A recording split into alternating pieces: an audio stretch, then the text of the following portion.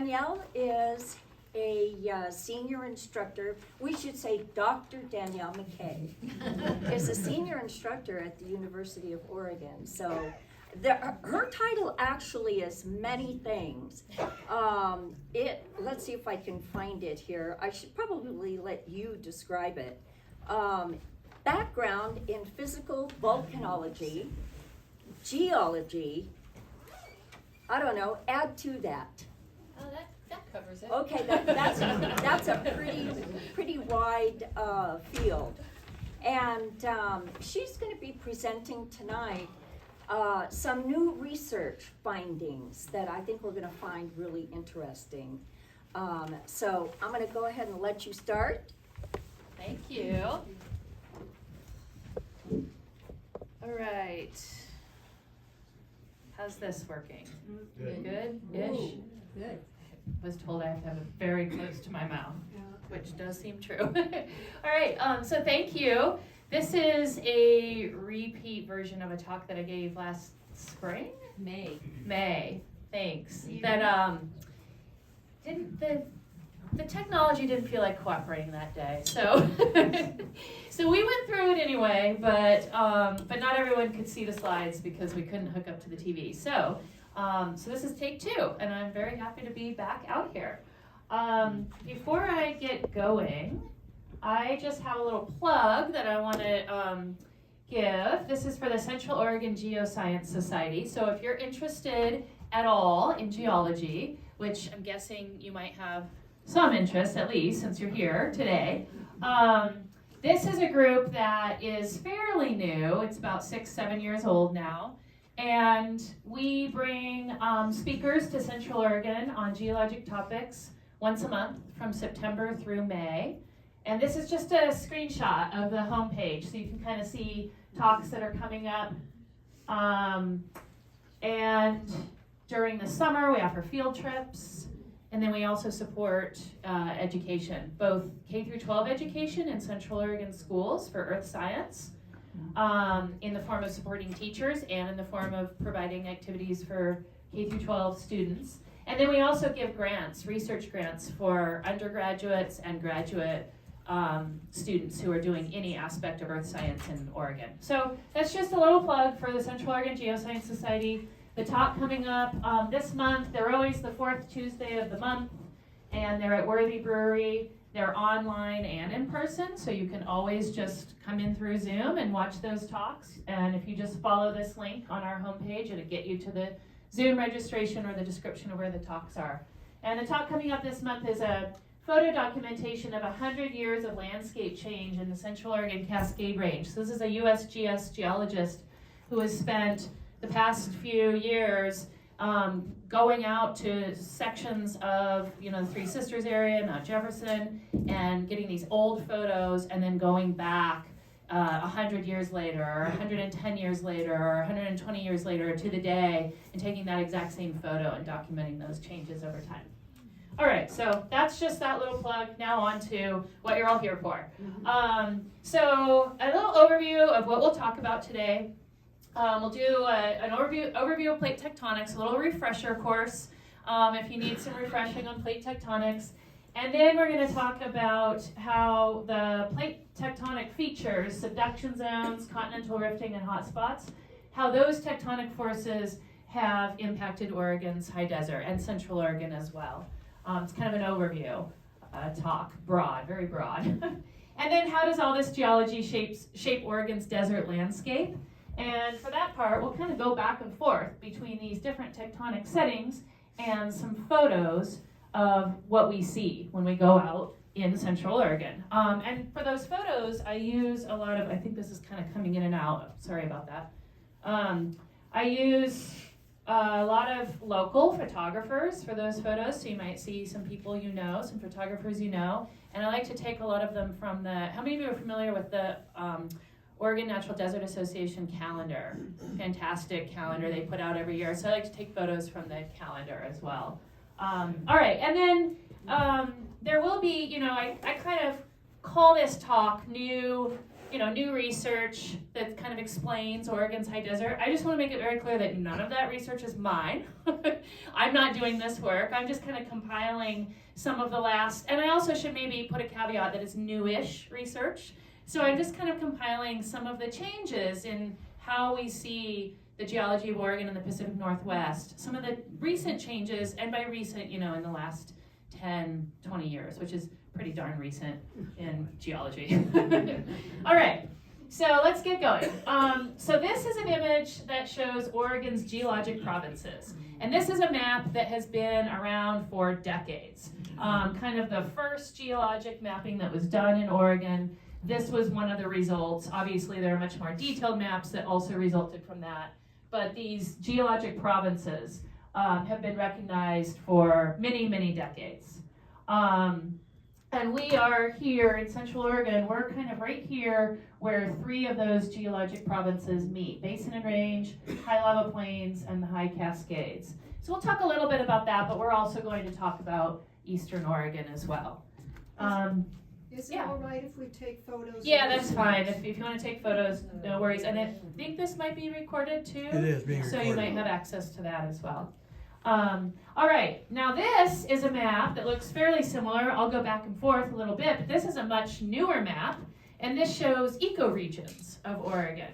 How many people are familiar with ecoregions? A few. So this is the state divided up into what kind of plants live in these areas, what kind of animals, what is the ecology of these areas.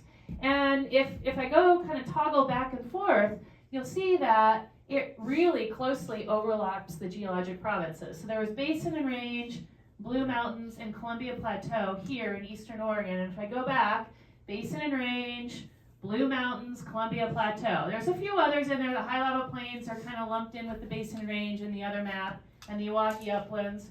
If I go back, so you don't have some of those subdivisions, but still those basic kind of geologic provinces are showing up in this map as well. There's the West Cascades and what's called the East Cascades here, but in the other one, West Cascades and High Cascades, and Klamath Mountains, Willamette Valley, and Coast Range, and same exact Klamath Mountains, Willamette Valley, and Coast Range. So the geology really plays a huge role in where plants and animals live, and of course that's affected by climate as well. We all know that one side of the state is very, very wet, and most of the state is pretty dry. And geology is controlling that as well, which then has an impact on ecology.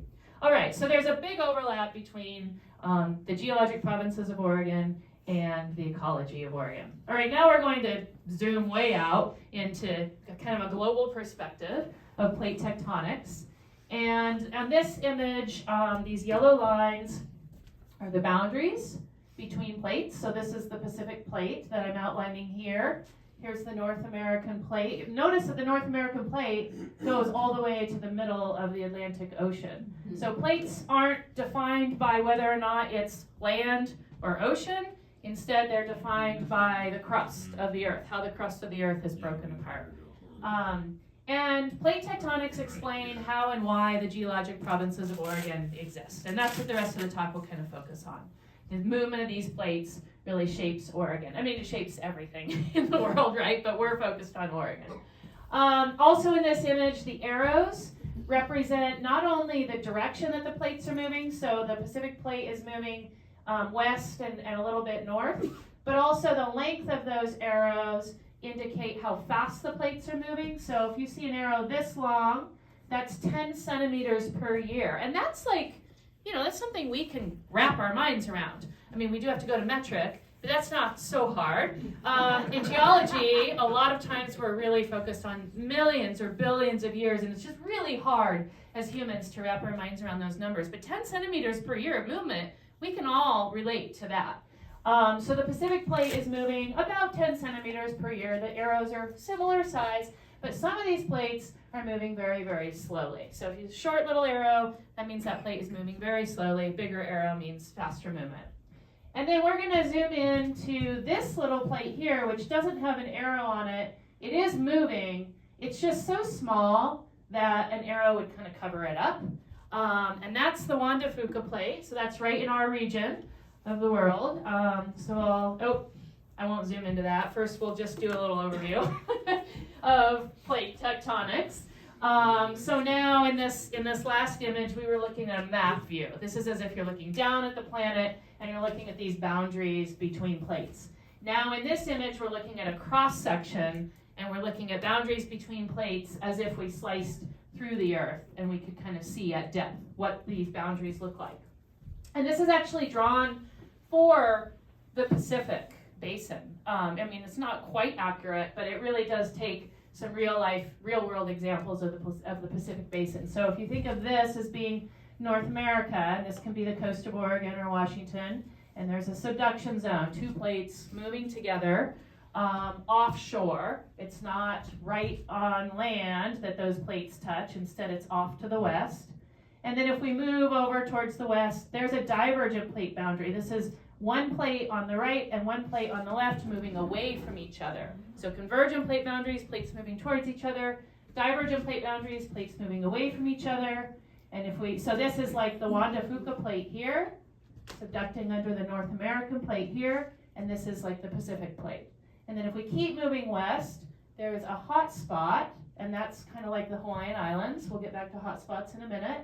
And if we keep moving west, then we get to Japan, and that's another subduction zone between the Pacific plate and the Eurasian plate. All right, so we'll talk in a little more detail about each of these types of boundaries: convergent plate boundaries, divergent plate boundaries, transform plate boundaries, or where two plates slide past each other. Any good examples of a transform plate boundary? Everyone always knows that one. San Andreas Fault is a really great example of a transform plate boundary. That's not shown in this image, but that is the boundary between the North American plate and the Pacific plate to our south in California. So not all faults are plate boundaries, but that one is. That's where two plates actually meet. And then hot spots are not actually a type of plate boundary. They're not a place where two plates meet, but they are important large-scale global tectonic features. So they're always kind of taught at the same time as plate boundaries and plate tectonics. And so we'll spend a little bit of time talking about hotspots in a little more detail. All right, but now I think for real, we're going to zoom in on this little plate here, which is the Juan de Fuca plate, and its convergent plate boundary moving towards the North American plate. So in this image, this line here, everything to the left of that line is the Pacific plate, and everything to the right of this line is the Juan de Fuca plate until you get here. So this is a divergent plate boundary. That's where two plates are moving away from each other. And then this boundary, this is the eastern boundary of the Juan de Fuca plate, and everything to the east of that is the North American plate. And these little black triangles are a map symbol to show subduction. So they're indicating, because they're pointing to the right or to the east, they're indicating that this Juan de Fuca plate is subducting under the North American plate. So this is a convergent plate boundary. And this creates a linear range of volcanoes parallel to the subduction zone. So here's the subduction zone. This is where the Juan de Fuca plate and the North American plate meet. And then here's the Cascade Mountains. And the volcanoes themselves that we think of, like Mount Hood, Mount Jefferson, the Three Sisters, Newberry Volcano, Crater Lake Volcano, and Mount McLaughlin, they're all shown by black dots. But the red is showing the volcanic rocks that have been produced by these volcanoes, so like lava flows. Not so much ash. Ash can be blown much farther away by the wind, but this is showing the lava flows from these Cascade volcanoes. So I love this image because it really shows, the Cascades go all the way from southern British Columbia through Washington, through Oregon, and into northern California. But the central section of the Cascades, which is Central Oregon, is the most active section of the Cascades in terms of the volume of lava that has been produced by these volcanoes. The most recent eruption did not occur in Central Oregon. That was here at Mount St. Helens in 1980. And then for several years after 1980, it continued to erupt. So we haven't had the most recent eruption, but we have by far the most volcanic activity over time. All right. So now, again, we looked at a map image. We're looking down at the Earth. Now we're going to look at a cross section, so as if we could kind of cut away and see what's happening at depth. And again, this is drawn for the Pacific Northwest. So here's Portland. Here's the Juan de Fuca plate subducting underneath the North American plate here. And when that plate gets about 60, 65 miles below us, it starts to release hydrogen and oxygen from the rock itself. So in the minerals of the rock was created here, if I go back one slide, the rock was created here at the divergent plate boundary. Underwater volcanic eruptions created that rock. And then the movement of the plate has brought it east to the subduction zone and then brought it down into the Earth. And as it goes down into the Earth, into the mantle, that's the next layer down, the temperature increases and the pressure increases. So the minerals in that rock were perfectly happy existing at surface pressure and surface temperatures, and they are not happy at all at these high temperatures and high pressures 65 miles down below our feet. Like right now underneath us, there is a plate down there, and there's hydrogen and oxygen coming off of the rocks of that plate. So it's within the minerals themselves, chemical reactions occur, and the minerals change from one type of mineral to a new type of mineral, and the result is that hydrogen and oxygen and other kind of volatile materials are released from that. Oftentimes this is described as water is released from the subducting plate. It is hydrogen and oxygen, but it's not liquid water in the way that we know it because the temperature and pressure are just too high for liquid water to exist. But nonetheless, it is the ingredients of water, hydrogen and oxygen, that gets into the mantle above the plate. And the mantle here and here, it's always drawn in these orange and red colors as if it's molten, and it is not molten. It is a solid material. It's a material that's capable of flow, of moving slowly over geologic time, but it is solid. It only melts in a few places, and this is one of those places where it melts. Because of the addition of water, or I like to say hydrogen and oxygen, because it isn't really liquid water, the melting temperature of the mantle here, it's hot, but it's not hot enough to melt. Here, it's able to melt because we've actually changed the melting temperature by adding water. So another kind of analogy for this is on a cold day, kind of like today actually this morning, if there was ice outside and you wanted to get rid of that ice on a sidewalk and you sprinkle salt on the sidewalk, the ice will melt. You didn't change the temperature, you didn't change the pressure, those have remained the same, but you changed the chemical composition. You did have frozen water, and now you have frozen water plus salt, and that has a different melting temperature. So just by sprinkling that salt on the sidewalk, you allow it to melt. Kind of similar here, just by adding hydrogen and oxygen to the mantle melts, and magma comes up and feeds volcanoes. And this is a two-dimensional image that's showing a three-dimensional process, right? We just see the subducting plate here, and magma generated here and rising up and feeding Mount Hood. And here's Portland, and here's the coast. But you have to imagine this slab of the Juan de Fuca plate comes all the way out of the screen towards you, and it goes all the way into the screen. And so really what this is, I'm going to put the microphone down for a minute. It's a whole huge three-dimensional slab that continues for many miles, and the whole slab is subducting. And everywhere along that place, 60 to 65 miles below, magma is produced. So that magma rises up, and it doesn't just feed Mount Hood, it feeds a whole linear range of volcanoes that run parallel to the subduction zone. So here's the subduction zone. There's that map symbol with the little teeth pointing that the Juan de Fuca plate is subducting into the mantle, and then there's this parallel range of volcanoes. And you can see that really well in this image, that the Cascades run parallel to the subduction zone. All right.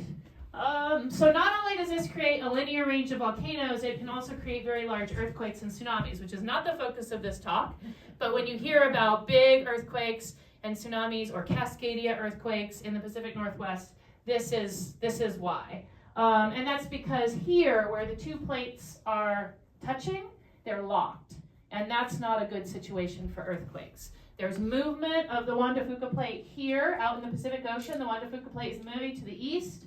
Down here, the Juan de Fuca plate is moving down into the mantle, but right here, there's no movement. And so that there's tension. You can kind of think of it as tension is building up there, and the rock is being deformed, and it can handle only so much deformation before it breaks. And the breaking is an earthquake.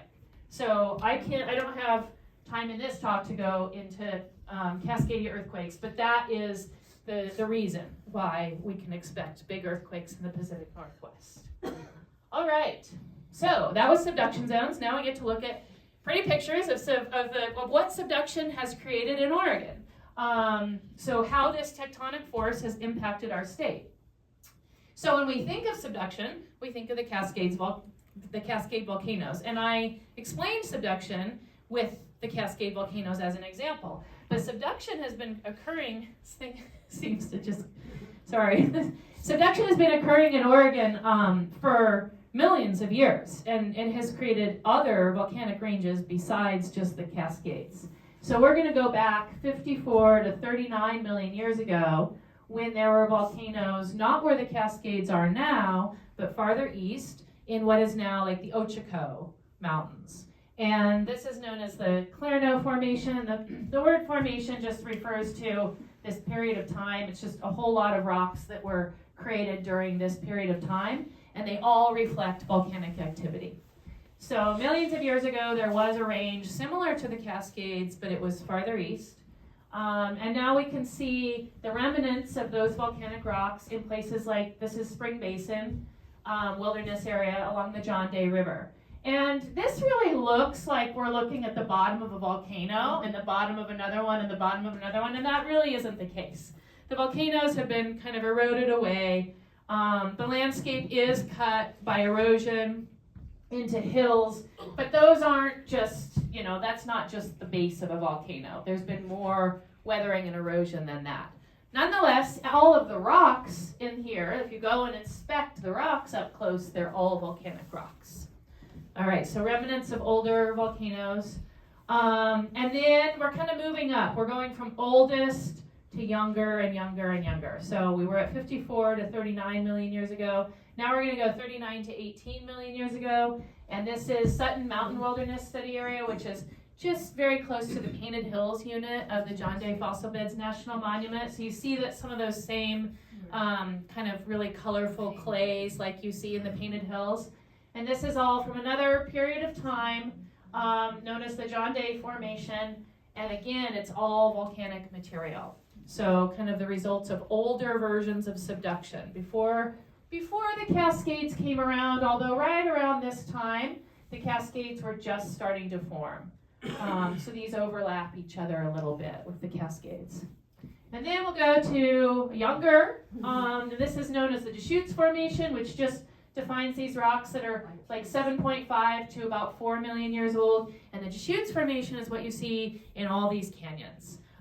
You also see some lava flows from Newberry Volcano, which are much, much younger.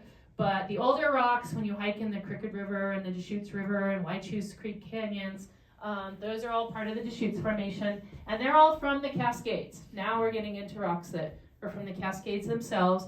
But everything that we've looked at so far is the result of subduction. And then some of the actual, if we go back, these rocks that created what we see, this is Whitechoose Creek. The volcanoes that created these rocks, they're long gone. These are not the volcanoes that we know and love. This is not the Three Sisters and Mount Jefferson and Three Finger Jack and all those volcanoes that we think of. This is an older version of those volcanoes. This is too old for any of those volcanoes. Those volcanoes are just babies. And now we're getting into that. So if we kind of think of the volcanoes in Central Oregon, one of the oldest is Newberry Volcano. It's 400,000 years old. That's the oldest rocks from Newberry Volcano. But this says 400,000 years to present. And that really, do I have another? Yeah. So any guesses where this picture was taken? It says sunset on Obsidian. Yeah, the big obsidian flow at Newberry Volcano, which is 1,300. So 400,000 years is sort of when Newberry started forming. And then 1,300 years ago was its most recent eruption. And that is really just yesterday, geologically. That's very, very young. So Newberry is, sort of one of the older volcanoes of Central Oregon that's still active, but also one of the youngest. And then the Three Sisters, of course, and Broken Top range from about 300,000 years ago to present. North Sister is the oldest of the three. So North Sister and Broken Top are older, and then Middle Sister and South Sister are kind of young babies. They're in the range of 50,000 years to the present, essentially. Okay, so that was convergent plate boundaries. Now we're going to move on to divergent plate boundaries. Give it a little overview, a reminder of what divergent plate boundaries are, and then look at some more images of how that's shaped Oregon, particularly Central and Eastern Oregon. All right, so on to divergent plate boundaries and continental extension. So back to this map of plate tectonics, and in this map, these yellow lines that I outlined before, many of those, not all of them, but many of them are divergent plate boundaries. We talked about this divergent plate boundary between the Pacific plate and the Juan de Fuca plate, but you can see that around the Pacific, there are many divergent plate boundaries kind of defining that Pacific plate. And then here's another divergent plate boundary winding through the Atlantic Ocean. Most, not all, but most divergent plate boundaries are underwater. So I'm going to go back and forth between a couple different maps here. This one shows ocean bathymetry, so the depth of water. And you can see darker blue is deeper water, and you can see here the water is slightly less deep. It's still really deep water, but it's slightly less deep, a little more shallow, because there's an underwater mountain range. That's a range of volcanoes erupting lava flows on the base of the sea floor. And here's another one. Underwater mountain ranges that kind of snake their way through the oceans. And if I toggle back and forth, they are the divergent plate boundaries. Here's the Mid-Atlantic Ridge, which is the boundary between the North American plate and the Eurasian plate, and the South American plate and the African plate. And if I go back, there it is. So you can see it just in topography. Essentially, this is the topography of the sea floor. You can see this, the boundary here between these plates, and there's those plate boundaries in this map. And again here, the boundary around the Pacific plate shows up really well with this bathymetry, or the depth of the ocean, or you can think of it as the topography of the ocean floor. So there's these underwater volcanoes snaking their way through the oceans, and those are all divergent plate boundaries, the ones that we looked at any rate. Here you can see this divergent plate boundary kind of tees into North America, right at, this is Baja here. And Baja is actually separating away from the rest of North America. So this divergent plate boundary, where two plates are moving away from each other, kind of disappears under the North American plate and is causing some separation of part of the North American plate itself. And this, I have an animation that's going to kind of show that. So I'll play this several times. We're gonna, when we start with this animation, we have a divergent plate boundary between the Pacific plate and what's called the Farallon plate. I'll talk about that in a minute. And then here is the convergent plate boundary, or the subduction zone, between the Farallon plate and the North American plate. So for now, you can kind of think of the Farallon plate as like the Juan de Fuca plate. It's subducting under North America. The video is going to start at 40 million years ago and go to the present. So we're going to watch this divergent plate boundary, where the Pacific plate and the Farallon plate are moving away from each other, and the divergent plate boundary is going to get closer and closer to North America until it kind of goes under North America. So let's go ahead and start that. All right, so there's the Pacific plate moving to the northwest, the Farallon plate moving to the east. Don't worry, I'll start this all over again. The divergent plate boundary between the Pacific plate and the North American plate, or sorry, the Farallon plate has subducted underneath North America, and then North America starts to spread apart. And I'll start this again.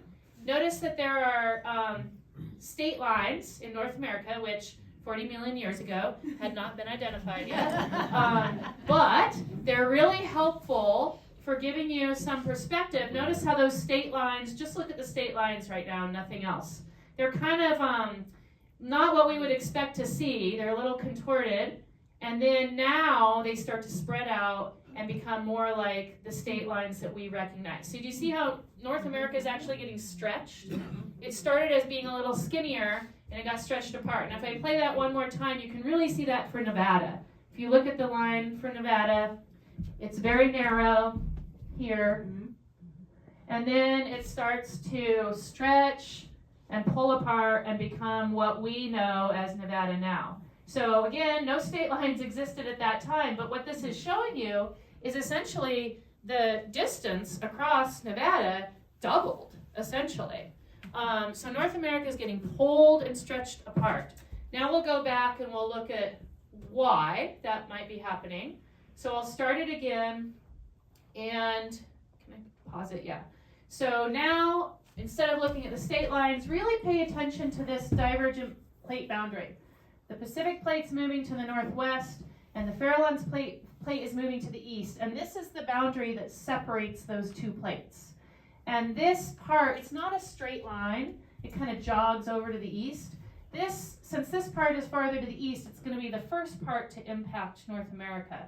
So when I start this video again, watch what happens when this reaches North America. And then you have to think in multiple dimensions. So I'm going to put the microphone down again. So again, it's a two-dimensional image that's showing three-dimensional processes. So you have this divergent plate boundary, two plates moving away from each other, but the whole boundary is traveling to the east. And then here's North America, right? So divergent plate boundary, two plates moving away from each other, but the whole boundary is moving to the east, and it's going to subduct. It's going to go under North America. Can everyone kind of visualize that in your mind? Usually I use pieces of paper for that. But all right, so I'll start it, and you can see that divergent plate boundary subduct, go down beneath North America. There it goes. That's the first little part.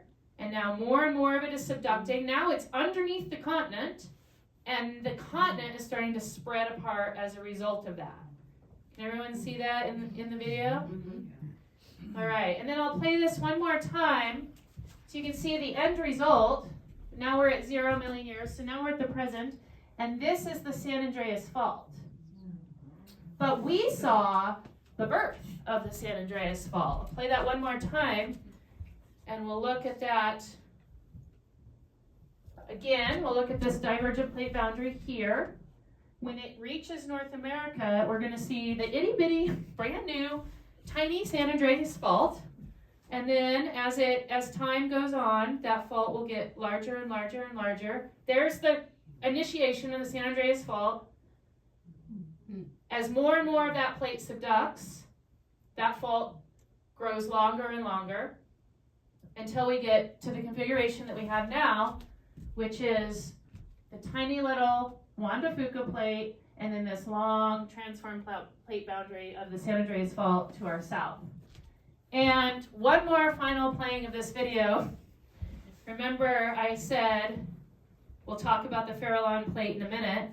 The Farallon plate is just the name for what we now call the Juan de Fuca plate. Okay. So if we think of the Juan de Fuca plate subducting underneath North America, and we reverse time and pull that Juan de Fuca plate back out, it's going to be a much, much bigger plate, and that's the Farallon plate. Of course, there was no one around to call it the Farallon plate. That's just what geologists call it in this bigger, larger version. So as the Farallon plate subducts underneath North America, it gets smaller and smaller and smaller, and we just live in a time now where it's the last little sliver of the Farallon plate that is subducting under Oregon and Washington and a little bit of Northern California and British Columbia. When that last little bit of Juan de Fuca plate subducts underneath North America, there will be a transform plate boundary all the way from Central America to Alaska. So subduction will have stopped everywhere along the Pacific. Remember, it used to occur here in California as that Farallon plate was subducting. But once it disappeared, once that part of the plate disappeared, now there's a transform plate boundary. Once this last little sliver disappears, it just goes from Northern California to Southern British Columbia. then it will be nothing but transformed plate boundary all the way to Alaska. And the Cascades at that point will go extinct. But we have a few million years before that happens. Okay, so this is one idea. So there's a lot of people who spend their entire careers trying to figure out, well, let me back up just a minute. This spreading apart of the western part of North America, Nevada getting wider and wider, and Oregon and California, they were all doing it. Go back. This is what we call basin and range. So that part of the world that was pulling apart and spreading apart in that animation, we call basin and range. And this is, it's a really well-known province of Western North America. And I'll spend a little time in a minute talking about why it's called basin and range. But this is one idea for why basin and range exists. Why is basin and range, why is the crust of North America being pulled apart in basin and range? And people spend their entire careers trying to figure this out, and there is no answer yet. We don't know all the reasons why. This animation is one idea. Perhaps this divergent plate boundary is still active underneath North America, and it's causing North America to be pulled apart at the surface. But this is just one explanation for that. So I don't want to make it sound like this is the only reason, and we know that, it's written in stone. We don't. People are still trying to figure this out.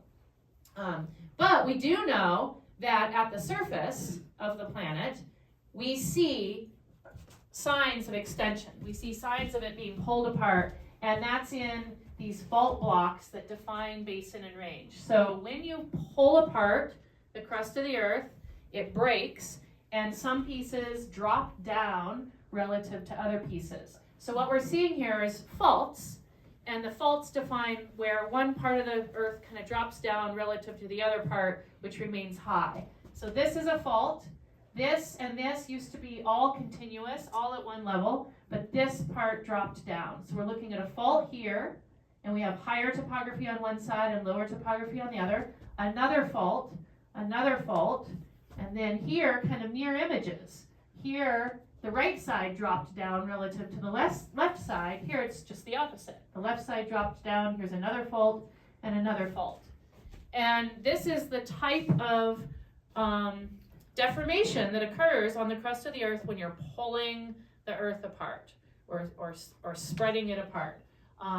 Or extension, tension, these are all different terms for defining that type of force that's pulling apart on the crust of the earth. And this type of faulting is what always results when that's happening. And we call it basin and range because it forms mountain ranges, parallel mountain ranges, separated by basins. So that term, basin and range, is directly from the geologic history of what's been going on in that part of Western North America. All right, this also results in volcanic activity. And the reason for that, in this image, this white area here is the mantle. That's the next layer down. So this is, I like this image because it does a great job showing how the mountain ranges and the basins are created. But it really just kind of is floating in nothing, like there's nothing below all that. And there's a whole planet down there, and the mantle is part of it. And these guys are supposed to represent magma that's been produced. So remember we talked about how the mantle is solid everywhere. It only melts in a few places.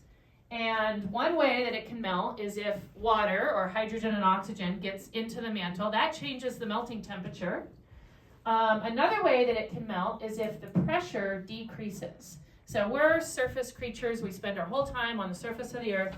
We think about temperature as being really important for whether or not something is liquid or solid, right? If you want to melt something, you just turn up the heat. Well, you can also achieve the same thing by decreasing the pressure. Just we don't think about pressure changes very often in our daily lives. Or at least not the type of pressure changes that occur from the surface of the earth into the interior of the earth. So, but lowering the pressure causes things to melt, just as increasing the temperature causes things to melt. So here, the crust of the earth is thick, and the pressure on the mantle below it is high. So the mantle is not going to melt here. Here, the crust is thick, pressure is high, no melting. Here, the crust has been pulled apart, stretched, and thinned. It is actually a thinner crust here than anywhere else, and that means there's less pressure on the mantle, and that allows the mantle to melt. So just by decreasing the pressure, because you pulled apart and thinned the crust of the earth, the mantle melts, and some of that melt can rise up and feed volcanoes. So, divergent plate boundaries. This is not a full-on divergent plate boundary. North America is not rifted into two continents, but it's the beginning of that. It's called continental extension, and if it continues to extend or to be pulled apart, then it will pull apart into two continents, which might make some people really happy the way things went a couple weeks ago. But it went millions of years for that too. Like we, Oh my gosh. well outside of our lifetimes. All right, so if these forces continue, it would pull apart Western North America and form a new small continent, but it might not continue. That rifting might not continue. So right now we just have the early stages of continental rifting or continental extension, but we can expect to see volcanic activity as a result of that.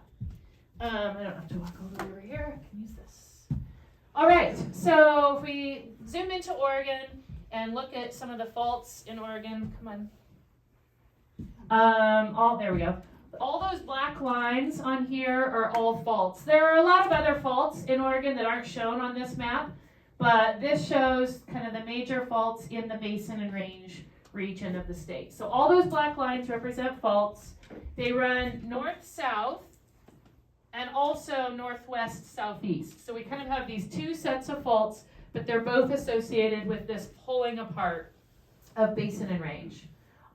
So actually, the early stages of continental rifting are occurring not just in Nevada and in the Great Basin area, but also right here in Central Oregon as well. All right, so some pictures of what that looks like. So we looked at images showing the faulting, the mountain range and the adjacent basin. This is what that looks like in the real world. This is the Pueblo Mountains in southeastern Oregon, and these are high topography, and there's a basin on the other side. So one block dropped down relative to the other block and left high topography on one side and low topography on the other side. This is Mickey Basin near Steens Mountain, and you can see that really well here. Here is a fault block. This part drops down relative to this part. This back here with some snow on it, that's Steens Mountain, which is another fault block. So there's a big fault block there, another one here, another one here, here, here, here, here. When you're in southeastern Oregon and you have these perspectives and you really pay attention to the shape of the landscape, it's fault block after fault block after fault block. And you can really see they have this very distinctive gradual rise on one side and a steep drop on the other side. And you just see that repeated over and over in southeastern Oregon. This is Steens Mountain. This is not a fault. The Steens itself is high topography because it is a fault. The whole mountain range is a fault, but it sits at about 10,000 feet, so it was glaciated in the past. So we're actually looking at a glacial valley. This was occupied by ice, but the whole reason that this is high topography is because it's a fault block. Here's another image of, we'll have another image, I think, in a minute of Steens. This is Abert Rim and Lake Abert. So really classic example of a steep side of that fault. And the east side, this is the west face of Abert Rim, and the east side gradually goes off to the east. So just more pretty pictures. All right, this is showing counties in southeastern Oregon. Newberry Volcano is right here, so Bend and Central Oregon are kind of up off the map. But Lake County and Harney County, this is the Nevada and California and Oregon border. And what this is really showing are lakes.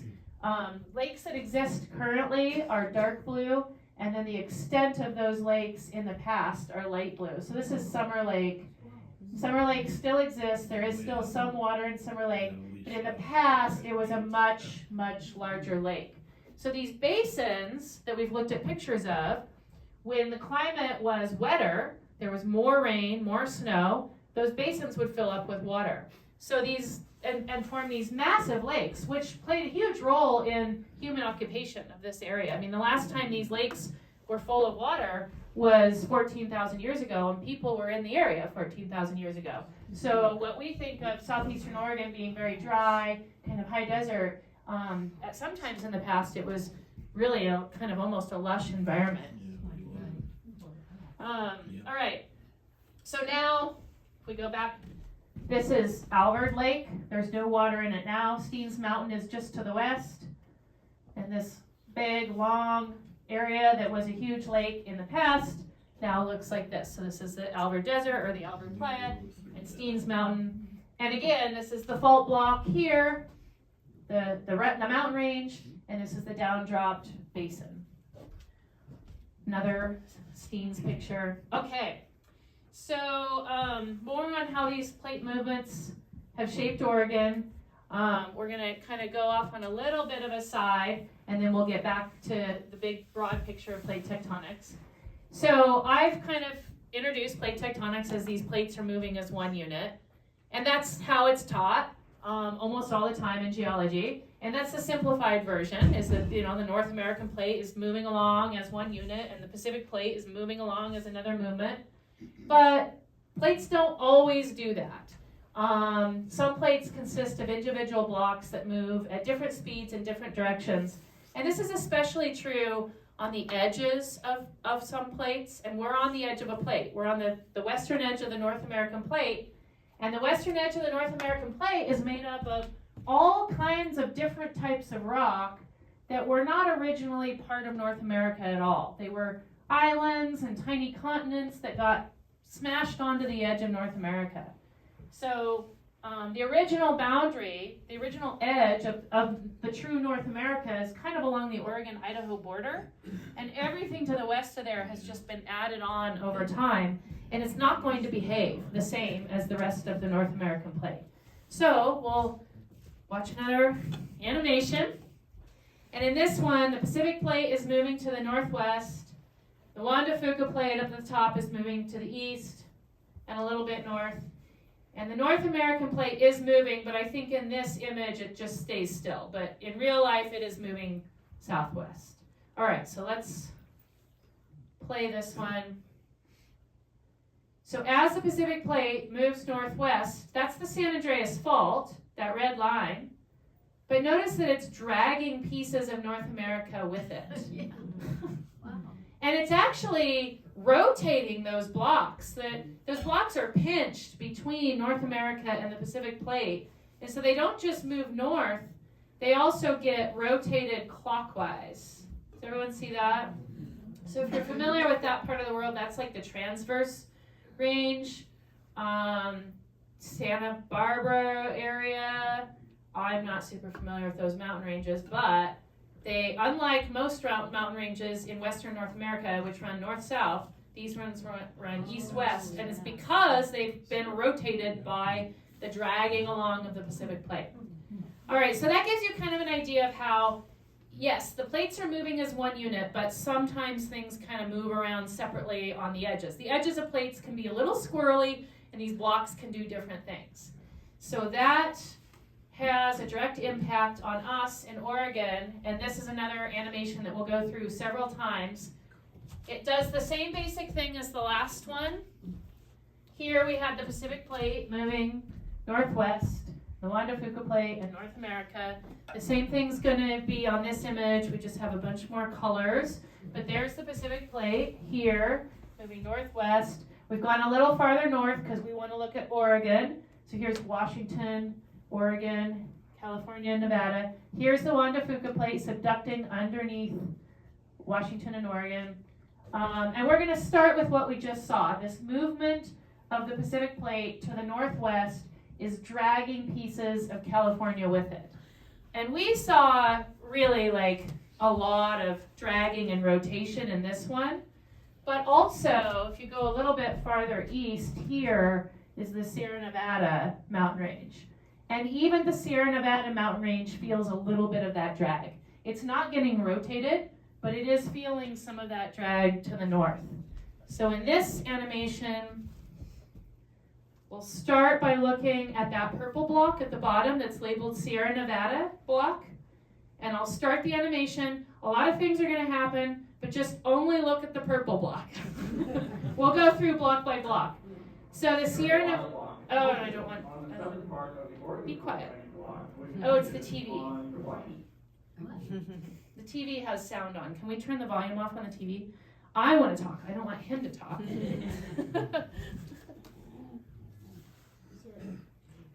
Push the minus button down. Is there a mute button there?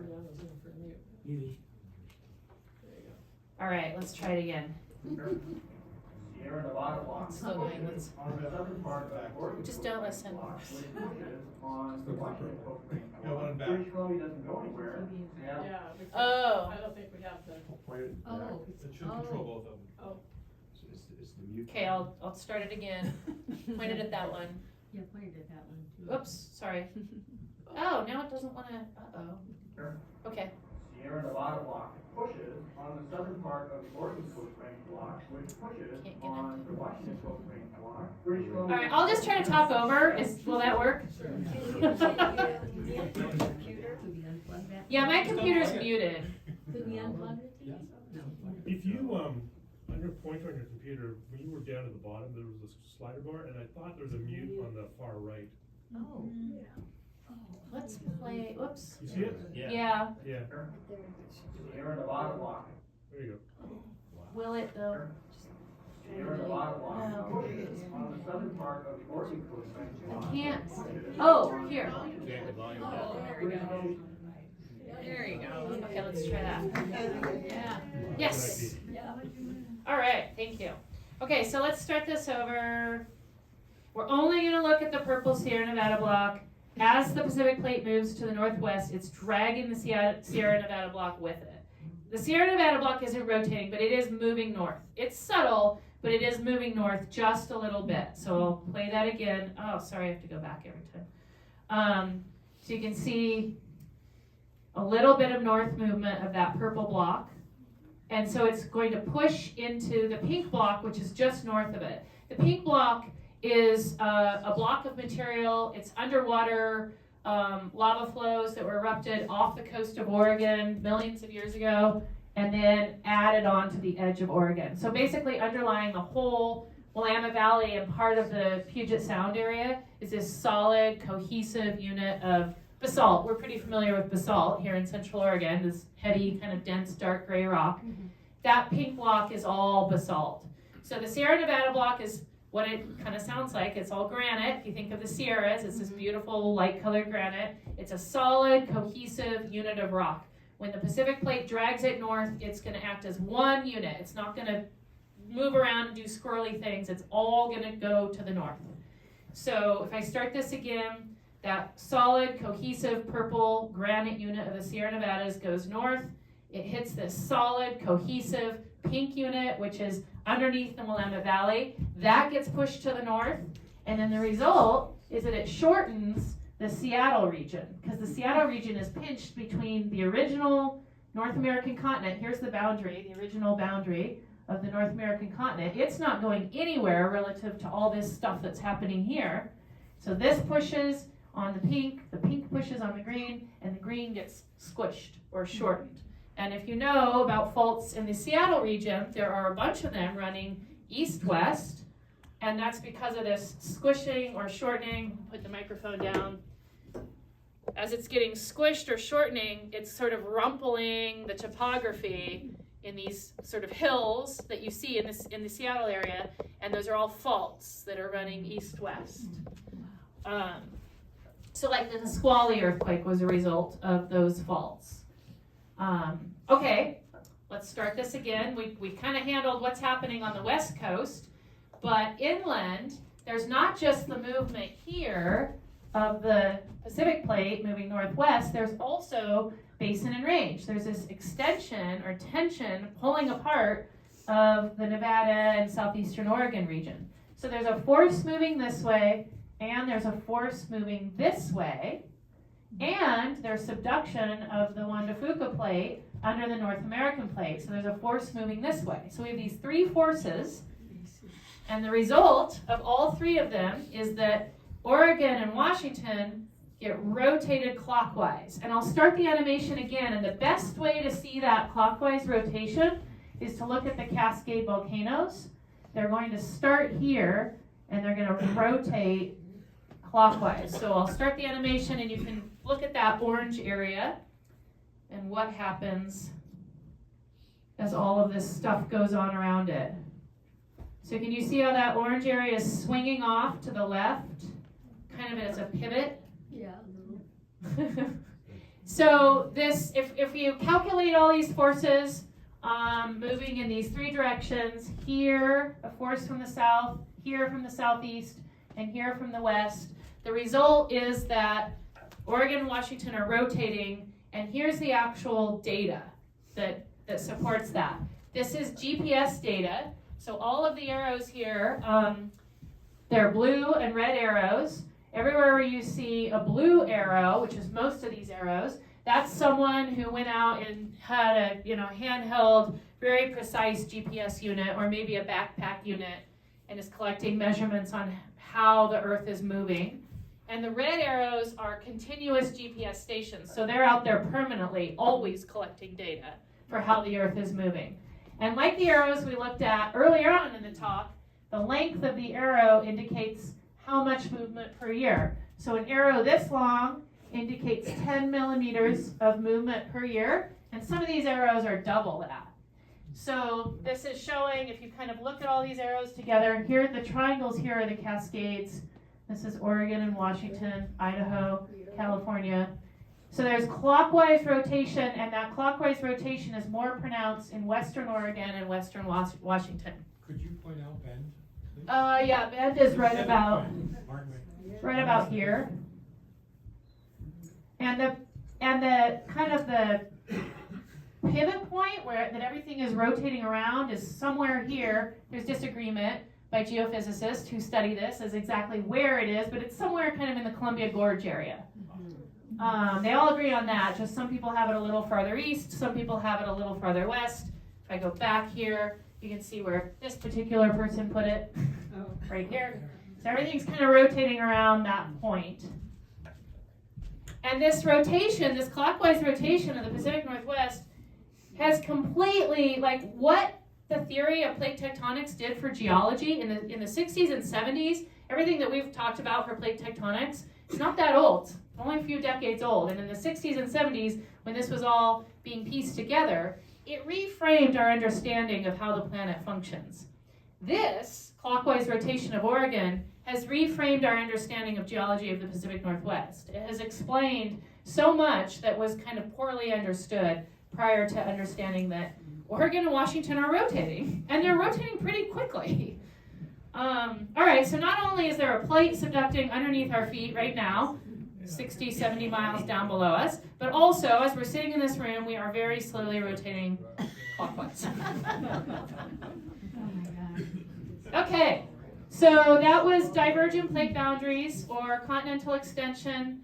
Now we're going to look at hotspots. This is the last tectonic feature. So this image, again, remember hotspots are not a place where two plates meet and interact.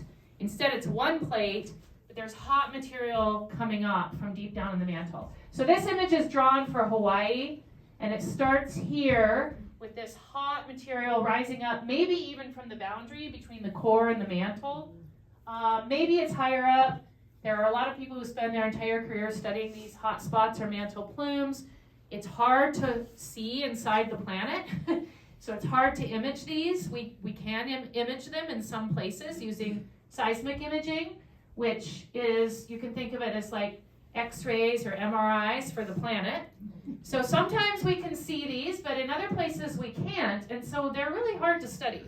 So there's disagreement about where actually do they start? How deep down in the planet do they start? How many are there planet-wide? But we're, as time goes on and we have better and better analytical techniques, we're kind of getting a better understanding of hotspots or mantle plumes. So in this image, it's shown as starting here at the boundary between the mantle and the core, and it's this hot material rising up buoyantly, and when it gets to the base of the crust, it melts the mantle there. And there's two reasons for why melting occurs. Again, the mantle is drawn in red as if it's molten, but remember it's not, it's solid everywhere. This hot material rising up is also solid. So solid hot material is rising up through also solid hot material. When it gets to the base of the crust, it melts, partly because the boundary between the core and the mantle, or anywhere down, the deeper you go anywhere in the planet, the hotter it is. So hot, down here it's hotter, up here it's still really hot, but cooler than down here. So hot material is rising up quickly enough that it actually increased the temperature of this part of the mantle. Does everyone follow with that? This brought hot material up relatively quickly, and if you increase the temperature on something, it melts. But also, this material is going from very high pressure to low pressure, and that will allow it to melt. So it's melting for two reasons, partly because it's decompressing as it rises, and partly because it's just bringing hot material to this upper part of the mantle. So a lot of magma is generated, and that rises up through the crust and feeds what's called flood basalts. And these are, picture like lava flows like what we see in Hawaii. Rivers of lava flowing across the ground, but way more than what's happening in Hawaii. Like miles and miles and miles of landscape getting covered up by these lava flows. So that's a flood basalt province or a flood basalt area. But meanwhile, the plate is moving to the left. So it's going to drag the flood basalts off of the hotspot. The hotspot is stationary. The plate moves to the left. Now the flood basalt area is off of the area where magma is being produced, and a volcano is produced instead. But that volcano is also going to get dragged off to the left, and a new volcano is going to come up next to it. So hotspots create chains of volcanoes that are age progressive. The youngest volcano is right over the hotspot, and the older ones have been moved away by plate motion. So that's Hawaii.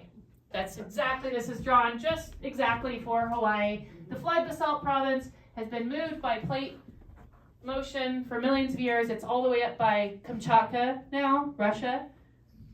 But at Hawaii, we have a chain of islands. And there's a chain of islands that, spans the Pacific as part of that hotspot chain. Okay, so that is a hotspot under an oceanic plate. That's all the Pacific plate. It's all oceanic crust.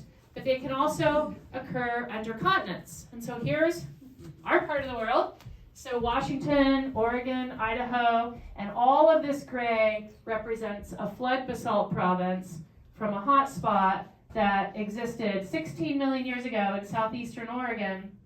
Underneath southeastern Oregon, there was a mantle plume or a hotspot, but the plate moved away over the top of it. And all of these lines represent areas where these floods, rivers of lava flowed out and covered most of eastern Washington, most of eastern Oregon, and channeled down the ancestral Columbia River all the way to the Pacific Ocean. So that was at about 17 million years ago, is that what I said? So just imagine, this just kind of boring gray image. Imagine this is just lava flow after lava flow after lava flow for hundreds of thousands of years, covering this entire area, sometimes in miles of basalt. Then after that, at about 16 million years ago, there were these highly explosive eruptions that occurred in southeastern Oregon as part of the hotspot. 14 million years ago, they still are occurring. 12 million years ago, 11 million years ago. It looks like they're migrating across Idaho, but they're not migrating at all. Instead, the hotspot is stationary and the North American plate is moving over the top. So at 16 million years ago, the hotspot was under southeastern Oregon, created huge volcanoes, the plate moved, and now those volcanoes are under Idaho. The volcanoes are in Idaho and the hotspot is under Idaho. Does that make sense? All right. So we left off at 10 million years ago, 6 million years ago, 4 million years ago, 1.2 million years ago, and the most recent, 0.6 million years ago, is Yellowstone caldera. And there are multiple calderas at Yellowstone. That's just the most recent one. So what we see at Yellowstone today existed throughout time at various points across the Snake River Plain in Idaho and in southeastern Oregon. All right, so what that looks like, some pretty pictures, and I just want to let people know we're at about an hour, and so if you I've been talking for about an hour. So if you need to go, feel free. I won't take it personally. We have a few slides left, but I'll go ahead and finish up the talk. But if you need to leave, don't hesitate. Okay, so pretty pictures of what that looks like for hotspot volcanism. We've already looked at Steens Mountain. We've looked at it in terms of it's a fault block, but now we're looking at the actual rock layers that make up the mountain. This is Steens Mountain and Wild Horse Lake. This is looking off the eastern edge of Steens. And all these layers of rock, there's hundreds and hundreds and hundreds of layers of rock shown in there. Those are all lava flows from that 17 million year old initial part of the Yellowstone hotspot, which we call the Columbia River basalts. And here we call them the Steens basalts, but they were erupted all from the same thing. Heart Mountain, again, we were talking about Heart Mountain as a fault block. It's high topography, and the Warner Valley is down low. But all of the layers of rock making up Heart Mountain are all lava flows from these Columbia River basalts and Steens basalts. This is Abert Rim. We can't see the individual lava flows. This is up on the rim looking down into the basin of Lake Abert. But that's the basalt that was erupted during this 17 million year old Columbia River basalts and Steens basalts.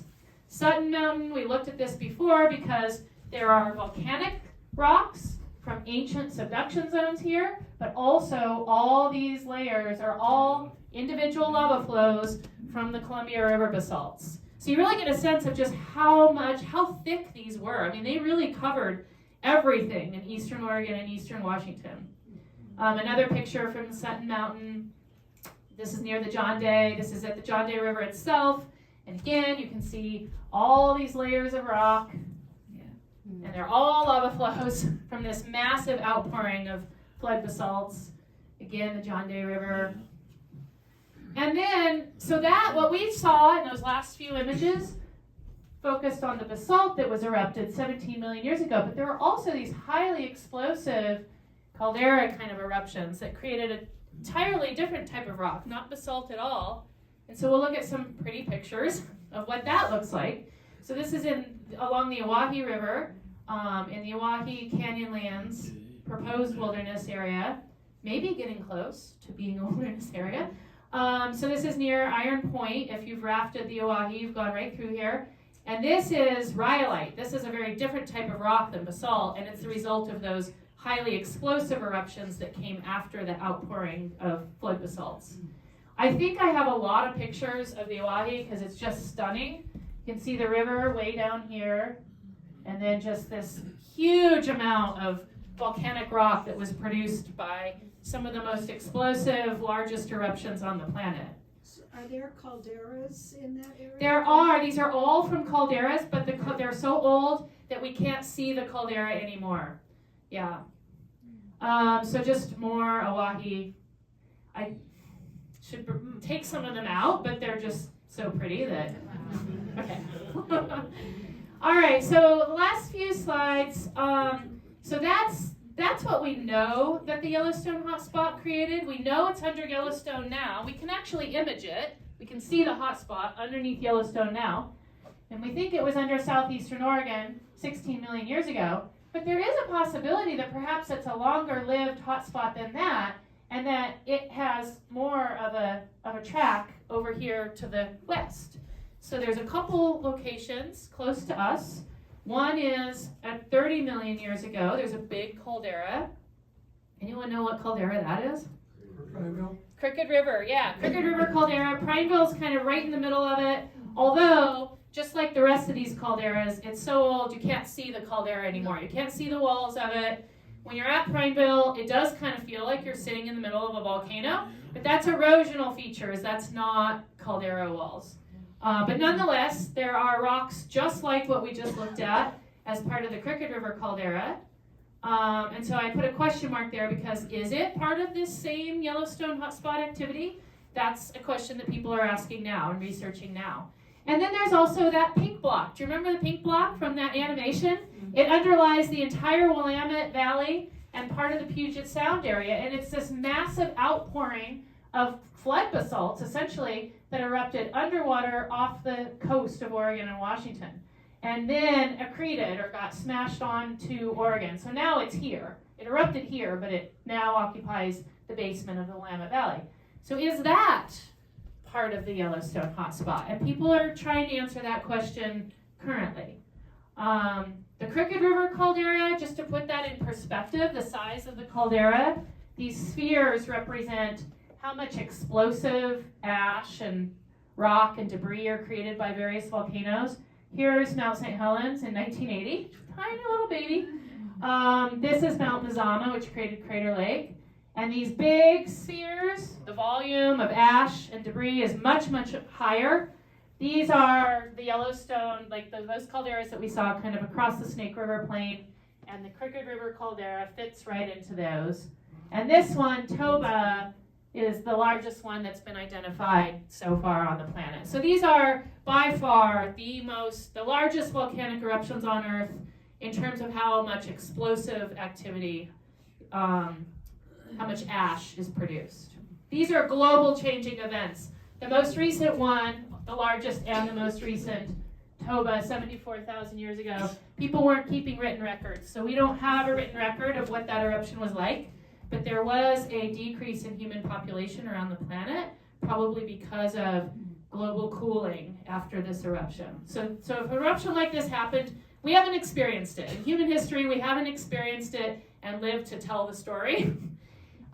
If this happens on the planet, this would be life-changing for everyone on the planet. Okay, enough about that. How about some pretty pictures of what that creates? So Smith Rock, of course, is the result of the Crooked River caldera eruption about 30 million years ago. All right, so that's it. These tectonic processes of subduction, continental extension, and hotspots have created our high desert landscapes through Central Oregon and throughout the eastern part of the state. And these processes are constant. They're continuing right now.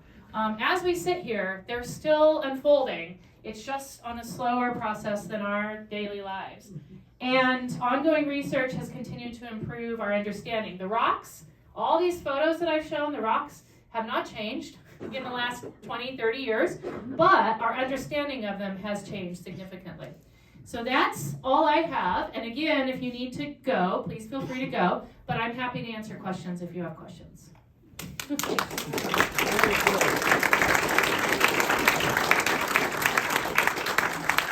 Yeah.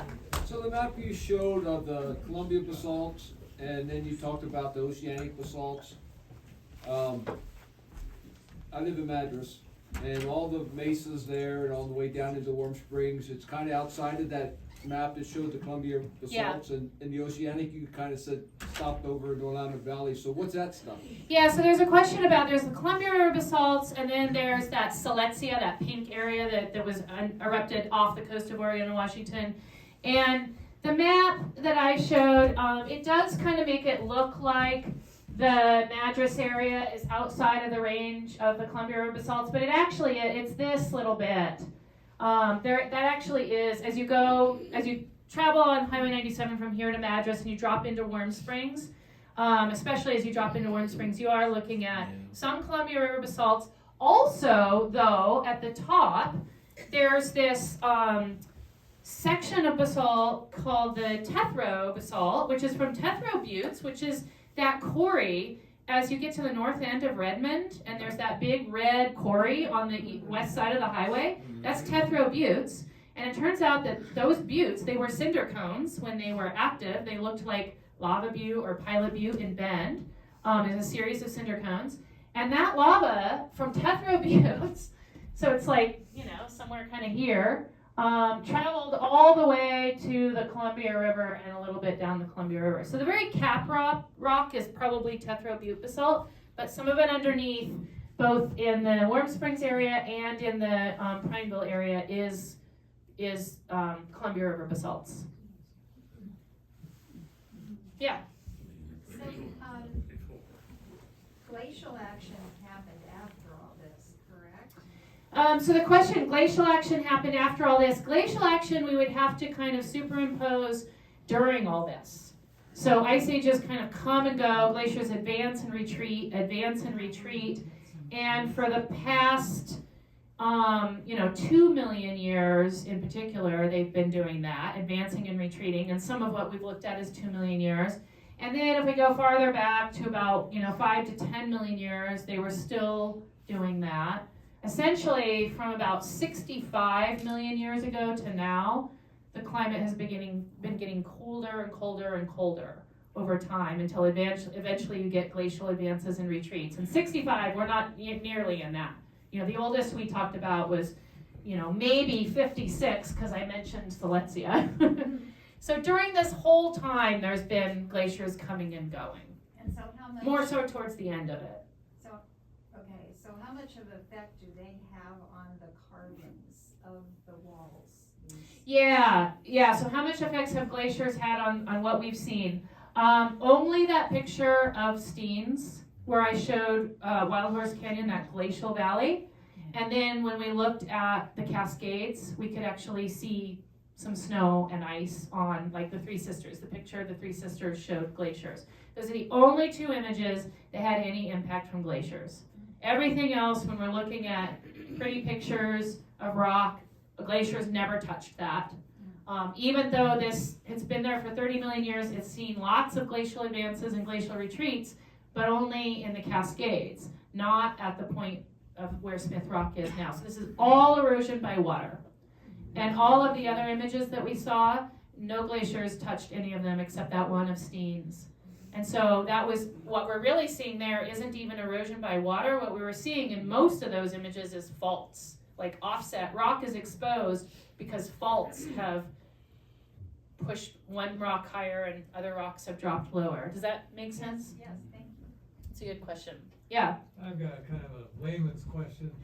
Now, I live out here on the ranch, and it seems like my pastures keep growing rocks. These rocks come out of the sky? Yeah. All right, so there's a question about these fields and pastures here seem to grow rocks, and where do those rocks come from? So underneath, this is showing the the Columbia River basalts. And some areas actually, we talked about, they actually do extend into some of these other areas. But the rest of this, even though there's no Columbia River basalt here, there's a lot of basalt, and I don't have a map really quickly in this talk, but there's a lot of basalt in this section from Newberry volcano. That has produced lava flows that they didn't cover nearly anything like the Columbia River basalts, but they're still quite impressive. Newberry volcano is down by Lapine, and it created the lava flows that you can see right out the window here. So they've traveled very, very far, and that's just one example of many volcanic rocks, most of which are basalt from the Cascades that cover this area. So what looks like a field or a pasture to us is a little veneer of Central Oregon soil, and then lava flows underneath it. And the lava flows weather over time, they're exposed, they're covered with soil, but they're still exposed to water and oxygen, and that starts to kind of turn the rock from one type of rock to another, cracks form, it breaks off into pieces, and once it breaks off into pieces and there's a rock separate from the rest of the lava flow, then just by freeze-thaw action, it kind of climbs up slowly through the soil, which isn't very thick anyway, and pops up at the top of the pasture. So yeah, you kind of are growing rocks. Yeah. Well, speaking of rocks that show up in our pastures or wherever, I live maybe about 6 miles east of Sisters, and I dig, and gazillions of round. Yeah. Those are not the lava. Whoa. Yeah, so that part, I don't have a quick map for that, but that whole section between Tumalo and Sisters is all glacial outwash. Now we really are close to the Three Sisters, right? And the glaciers in the Cascades, when they were bigger, 14,000 years ago, when those glaciers were as big as they've been in the last 14,000 years, they mostly covered the northeast sides of the volcanoes. There were glaciers on other parts, but the northeast sides are protected from the sun, right? So the bigger glaciers were on the northeast side, and that's right, like if you just go downhill from the northeast side of the Three Sisters, you get to that whole area between Tumalo and Sisters. And the glaciers did not reach that part themselves, but glaciers are great for grinding mountains apart and carrying rocks down to the end of the glacier. And at the end of the glacier, there's usually rivers and streams, meltwater coming out, and they carry these tumbled rocks and deposit them. And so there's actually a lot of like gravel quarries in that part of Central Oregon between Tumalo and Sisters, and it's nice, you know, rounded gravel or bigger pieces. And yeah, if you live in that area, that's the type of rocks you grow, are usually rounded rocks because it's glacial outwash. It was not transported all the way there by ice, but it was transported by ice from high in the Three Sisters down lower, and then water did the rest of the transportation. Thank you. And you will get a mixture of all different types of rocks where you probably are just growing basalt. All right, other questions? So Danielle, are the plate activity movement causing the recent earthquakes we've been hearing about off the West Coast? Or is Yeah. this something entirely different? Yeah, so this is always risky because it's like so fast, but I'm just gonna do it anyway. Take away. All right, so recently there have been earthquakes off the coast of Oregon, and those are along this, so small. I wish, you know what, I'm gonna go to this one. More seizure activity, sorry. There's some glaciers on Three Sisters. All right, this one's a little better.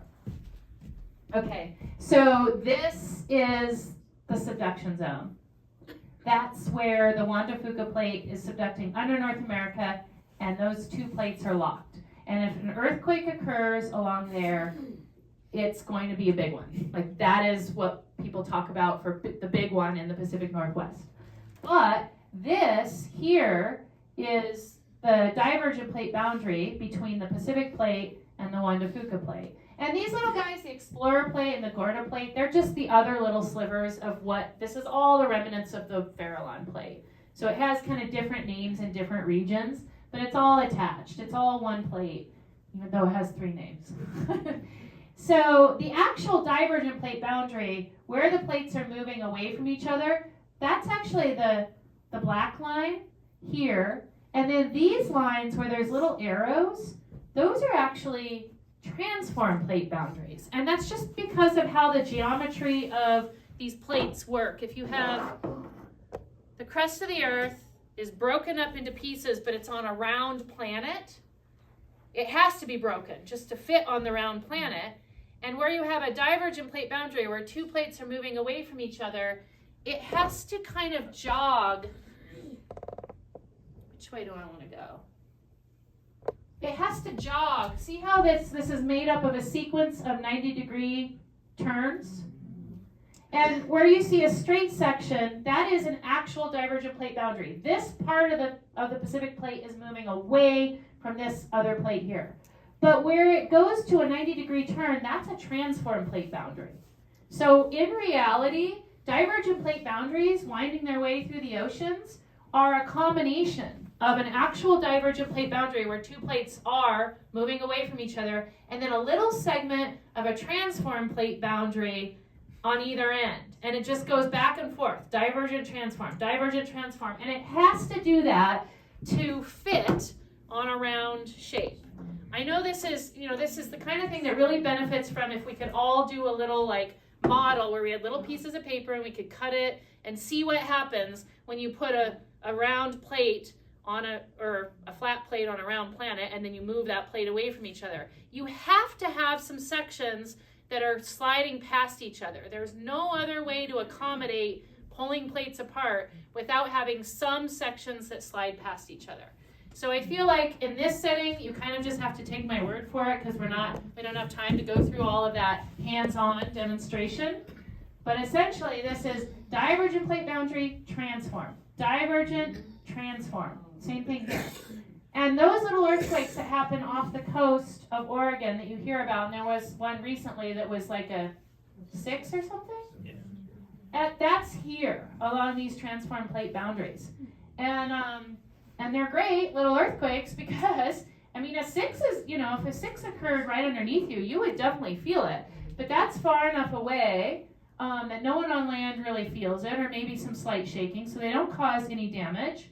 They don't cause tsunamis because they're not displacing ocean water. What displaces ocean water is this kind of, the earthquake that occurs on this kind of plate boundary, where subduction is occurring, and that plate moves suddenly down, which displaces a bunch of seawater, and that's a tsunami. On a transform plate boundary, the seafloor is not dropping down on either side. It's just sliding past each other, so no ocean water is displaced and no tsunami occurs. So these happen all the time along these transform plate boundaries, and they don't cause damage. But they're close to the subduction zone, so a lot of times people think they are actually on the subduction zone. And then they're confused because, well, I thought the subduction zone was only going to produce magnitude 8 or magnitude 9 earthquakes. Why is it producing this 5 or 6? And it's because it's not on that fault at all. It's a totally different fault. Did that answer that? Very interesting. All right, maybe one more question, but then I'm happy to, if you come up and have questions, I'm happy to hang out. Yeah. Question. In terms of research breakthroughs, what was it that moved the theory of plate tectonics to accepted kind of science? Yeah. So it still is a theory, but theory in the world of science isn't the same as theory in our everyday conversation. So we still do call it theory of plate tectonics, but in science, a theory is something that has thousands of individual papers written up on different aspects of it, and they all lead to this cohesive story. And that is a theory. So there's a lot of work, you know, a lot of research that has gone into it. Whereas in everyday conversation, we sort of use theory as an idea. And in science, it's much more integrated than that.